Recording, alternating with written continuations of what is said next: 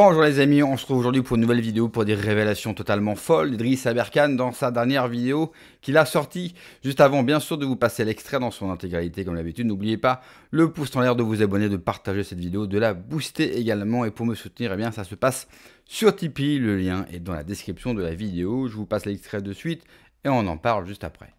Bon, 500 millions d'êtres humains sur Terre, ça vous fait un petit génocide à 7,5 milliards et plus. Hein. Bon, c'est pas bien grave si ça se fait dans le feutré, bon, ça va.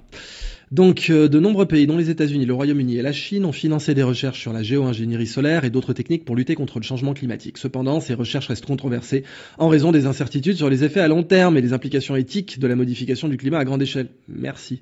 United Nations Environment Programme, hein, ils en ont parlé notamment. Alors, on va parler des brevets maintenant, parce qu'il y a des brevets. Système de modification météorologique. Bernard von Gutt, 1971. Le US Patent, le brevet américain, c'est 361-399-2, déposé donc le 26 octobre 1971. Ce brevet concerne un système d'ensemencement des nuages à l'aide de particules d'iodure d'argent pour modifier les précipitations et est l'un des premiers brevets relatifs à la manipulation des nuages. Attention, brevet, ça veut dire public, donc ça veut dire que le secret défense travaille sans brevet. Évidemment, quand on fait du secret défense, on brevette pas, c'est la base. Le principe du brevet, c'est de publier. Donc 71, c'est normal, c'est la partie publique. Ce qui se faisait de façon militaire avant n'était pas breveté. Donc Bernard von Gutt, qui est le frère de l'écrivain Kurt von Gutt, est un pionnier dans la recherche sur l'ensemencement des nuages. Son brevet est un des fondements de la technologie civile dans le domaine. Alors vous avez un système pour modifier la météo qui a été déposé en 71 par Robert Knollenberg. Donc ça, c'est l'US Patent 356-425-3. Ce brevet concerne un dispositif permettant d'introduire des substances chimiques dans l'atmosphère à l'aide de fusées ou de ballons pour provoquer des changements météorologiques comme l'ensemencement des nuages. Il est conçu pour disperser des particules, notamment d'iodure d'argent, dans les couches supérieures de l'atmosphère, dans le but de modifier la formation de nuages, notamment pour provoquer ou éviter les précipitations. Modification des tempêtes, brevet Eastland 2003, ça c'est l'US Patent 2003-008-529-6. Donc déposé le 16 mai 2023, ce brevet décrit une méthode et un système pour perturber des ouragans et autres tempêtes à grande échelle en utilisant des technologies de micro-ondes à haute énergie. Oh, ça veut dire la capacité à perturber un ouragan à distance. Comme je vous l'ai dit, un brevet, c'est public. La possibilité que les Américains aient envisagé de faire cela à l'échelle militaire et à l'échelle la plus confidentielle qui soit, et de bien sûr de traités de complotistes quiconque aurait envisagé qu'ils eussent cultivé cette intention malveillante, me semble assez plausible. Bernard Eastland, physicien et inventeur, propose dans ce brevet l'utilisation de rayonnement électromagnétique pour influencer directement la structure interne des tempêtes, notamment les ouragans. Cette méthode vise à disperser la chaleur dans l'atmosphère et à perturber l'énergie des tempêtes pour réduire leur intensité. Pour le fun, Fritz Zwicky, qui était complètement fou, mais qui était un génie, c'est lui qui a lancé la notion de Dunkley matériel, la matière noire, certes dépassée aujourd'hui, on le voit bien avec les énormes failles des modèles cosmologiques actuels. Eh bien, dans la mesure où il essayait un peu tout, c'est une bonne façon d'inventer, une fois, il y avait des turbulences sur un pas de tir ou sur une piste, je crois. Il avait sorti son Colt 45, il avait tiré dedans pour voir si ça pouvait dissiper les turbulences. Pas de bol, ça n'a pas marché. D'une façon générale, apporter de l'énergie au système pour diffuser les turbulences, c'est assez idiot. Les turbulences sont plutôt des moyens de dissiper un trop-plein d'énergie. Mais bon, il avait fait ça, donc ça veut dire qu'à l'époque, on envisageait à peu près n'importe quoi pour modifier les masses d'air dans la haute atmosphère. Un autre brevet déposé par Nathan Myhrvold en 2010, réduction de l'impact climatique par la géo-ingénierie solaire. Donc ça, c'est le brevet 2010 0072 297. Ce brevet porte sur un système pour réduire le réchauffement climatique en injectant des aérosols réfléchissants dans l'atmosphère, précisément dans la stratosphère, pour réfléchir une partie des rayons solaires. Oh, dis donc, ce dont les complotistes parlent depuis des années. Ancien directeur technologique de Microsoft, Nathan Myhrvold propose une technologie de géo-ingénierie qui pourrait refroidir la planète en simulant les effets d'une éruption volcanique, un concept inspiré des observations des effets des volcans sur le climat global. Vous n'entendrez pas parler de ça sur LCI, ni sur BFM TV, encore moins chez nos amis les déconspirateurs. Un autre brevet de 2010, donc labellisé US Patent 2010 0224 696, dispositif pour manipuler les courants d'air. 9 septembre 2010, déposé par Raymond A. Squire, ce brevet concerne un dispositif qui modifie les courants d'air à grande échelle à l'aide de structures physiques dans l'atmosphère afin d'influencer les conditions météorologiques, notamment les vents et la pluie.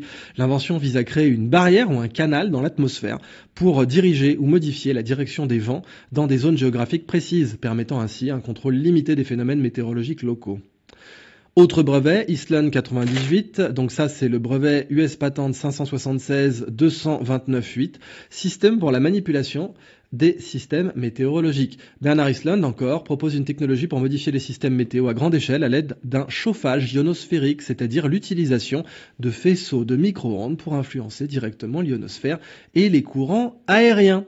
Ce dispositif, bien sûr, fait penser au fameux programme HAARP, High Frequency Active Auroral Research Program, qui viserait à influencer la météo. En tout cas, vous avez des brevets, donc des choses publiques, des choses qui peuvent être copiées. Quand vous publiez un brevet, vous êtes parfaitement au courant du fait que les nations vont vous copier tant que ce sera confidentiel. Le brevet, c'est pour l'exploitation lucrative. Quand vous faites une exploitation confidentielle, quand vous faites une exploitation secrète pour l'armée, elle n'est pas lucrative. Elle est illégale, mais elle n'est pas lucrative. Et les gens qui déposent des brevets sont au courant de ce qu'ils peuvent être copiés par des puissances étrangères. Tant que ça restera confidentiel, ils ne pourront pas faire valoir les droits que leur offrent ces brevets. Un autre brevet de 2013, géo-ingénierie des océans et atmosphères par David Keith. Donc ça, c'est l'US Patent 837-396-2, déposé le 12 février 2013. Ce brevet décrit un système pour injecter des particules dans la stratosphère afin de refléter la lumière du soleil et ainsi réduire les effets du réchauffement climatique. David Keith, qui est un chercheur en géo-ingénierie à l'université de Harvard, propose d'utiliser des particules d'aérosol comme le dioxyde de soufre pour réfléchir une partie des rayons solaires. Ce concept est inspiré par des phénomènes naturels tels que les éruptions volcaniques qui libèrent beaucoup de dioxyde de soufre et SO2 qui entraînent des refroidissements temporaires. Autre brevet, méthode et dispositif pour la dispersion des nuages, Chine 2011. Donc là, on est sur un brevet chinois 1023 0399 6A. Cette invention chinoise décrit une méthode et un dispositif pour disperser des nuages en injectant des particules chimiques dans l'atmosphère afin de dissiper les masses nuageuses ou de les faire précipiter, donc pleuvoir. Le brevet se concentre sur un système intégré qui utilise des avions ou des véhicules terrestres pour projeter des substances chimiques dans les nuages, toujours comme du iodure d'argent, dans le but de provoquer ou de limiter les précipitations. Il est particulièrement utilisé lors des grandes cérémonies et il est donc déposé à la China National Intellectual Property Administration, qui est l'organisation qui aujourd'hui dépose le plus de brevets au monde. Un autre brevet chinois, méthode de contrôle climatique pour éviter la grêle, Chine 2010, numéro de brevet 1016 7062 1A, brevet décrivant une méthode visant à contrôler les nuages et les systèmes météorologiques afin d'empêcher la formation de grêle et de minimiser les dommages agricoles. Cette technologie est utilisée pour la prévention des catastrophes naturelles en utilisant des roquettes ou des canons pour disperser des produits chimiques dans les nuages, réduisant ainsi les particules de grêle. Ce type de technique est largement utilisée dans les régions agricoles sensibles aux tempêtes de grêle en Chine. Un brevet russe maintenant. Ça c'est RU 2231-365C2, méthode pour l'influence artificielle sur les processus météorologiques.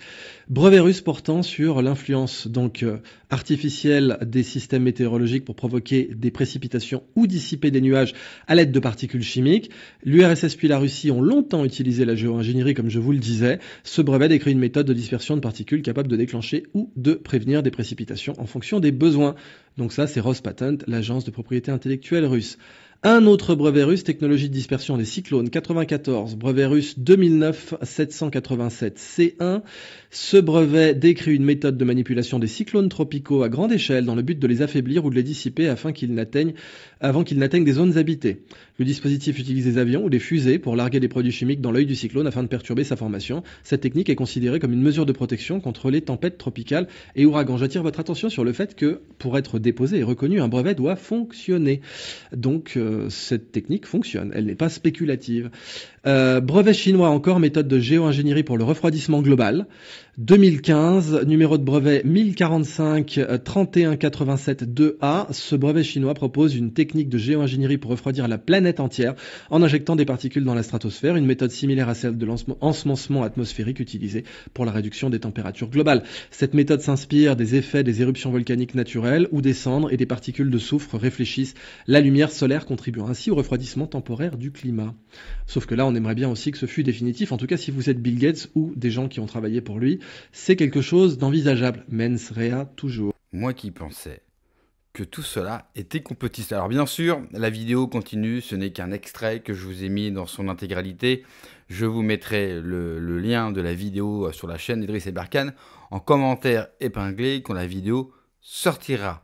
Cela vient répondre à tous ceux qui étaient considérés comme complotistes, qui parlaient de manipulation du climat. Eh bien, on découvre que cela est possible, que des pays ont déposé des brevets. La plupart de ces brevets, et notamment les brevets américains, sont tenus secrets. Pourquoi tenir secret une technologie qui permettrait de modifier le climat? Parce que on peut très bien modifier le climat pour sauver des vies ou pour améliorer certaines situations.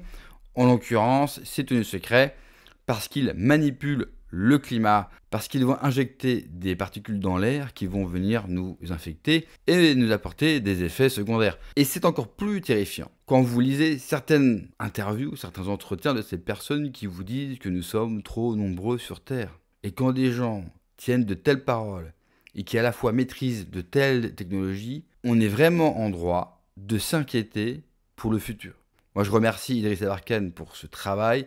Toute la vidéo, ce n'est que ça. Vous avez vu, il déballe tous les brevets russes, chinois, américains, tout le monde. Là, c'est pas une vidéo à charge contre les États-Unis, tous les pays travaillent dessus. La France, je ne sais pas, mais en tout cas, Chine, Russie, États-Unis travaillent pour être capables de modifier le climat, pas pour sauver l'humanité, mais pour nuire à l'humanité. Et pour reprendre une phrase que dit Idriss Aberkane, oui, LCI n'en parlera jamais, BFM non plus, et ils continueront à nous appeler complotistes. Eh bien, les gens avaient raison. Comme pour les chemtrails, vous savez, ces avions qui laissent derrière eux des traînées blanches un petit peu partout dans le ciel, eh bien aujourd'hui, on sait que cela est vrai, et il faudra qu'un jour, un gouvernement dit national fasse la lumière sur cela, interdise cela, et peut-être révèle la vérité aux gens. Il y a énormément de théories là-dessus. Cela peut expliquer bien sûr certains changements que connaissent certaines populations, principalement occidentales. En tout cas, il faut pousser pour que la vérité, comme d'habitude, surgisse de la lumière et que le maximum de gens soient au courant. Donc relayez bien sûr la vidéo d'Idriss Aberkane, relayez cette vidéo, partagez-la. Il est important que le maximum de gens soient au courant de ces manipulations. Merci d'avoir regardé cette vidéo. N'oubliez pas, comme d'habitude, le pouce en l'air, l'abonnement, le commentaire, le partage, le boost de cette vidéo. Prenez soin de vous, que Dieu vous protège. Ciao.